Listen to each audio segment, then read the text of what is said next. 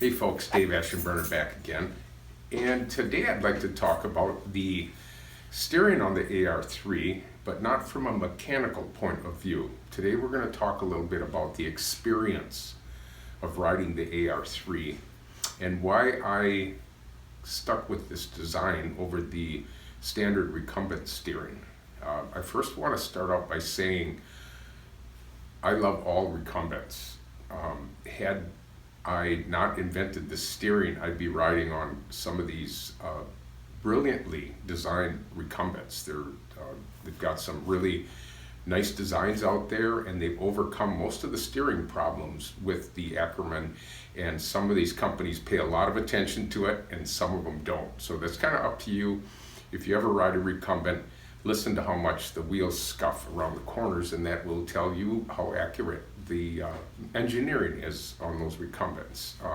But let's get into the AR3, because a lot of it is, when you're riding a recumbent, it's the amount of enjoyment that you get out of it. It's basically a utilitarian tool for some people. They like to tour on it. Some people just like to get away. Some people like their seat a little bit higher. They're a little older, maybe overweight, and they want to have something that they can comfortably ride around on and just enjoy themselves with friends. This is a little different, however. I come from a background of winter sports and action sports, and I always remember, I go back to my childhood when we used to sled down the hills, and you'd sit on this sled or toboggan down the hills, and you had very little interaction with it. You could steer the steering up to a certain point on it. But then I learned to ski, and I started slaloming down the hills, and that freedom, that free fall, and catching yourself between the moguls and as you're going down the hill to keep your speed at bay and to maneuver around things. They were just a brand new feeling of doing that. And that's sort of the feeling. I could think of other sports too that kind of emulate that, but that really comes to mind when I think about the experience on the AR3 compared to a standard flat recumbent.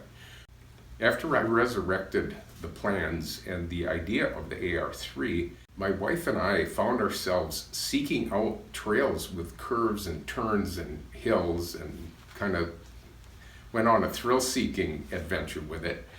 And it's one of those things where, dare I say, trying to explain the experience you get from riding the AR3 is like trying to explain sex to someone who's never experienced it before. It's, where do you start? Where do you start describing it? But I think being involved in the action of riding the AR3 is very important, and I think it gives you that little bit of endorphin, or that little something that's missing if you're just going along for the ride.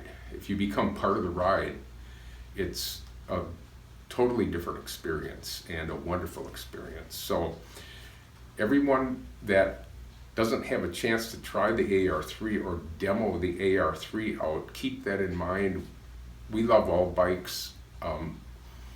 Back when I was inventing the AR3, there weren't any three-wheel tadpole trikes on the market. They were just starting to come out, and I go back to a time when I thought, this is great. We're gonna, the whole world's gonna get on these things, and their little trips to the grocery store, or their little pleasure rides, they're gonna be able to do it on this recumbent. They're gonna save the earth, and it was kind of an idealistic time back then. But looking back on that today is more like a dream come true. I dreamt, and I really hoped that this would happen.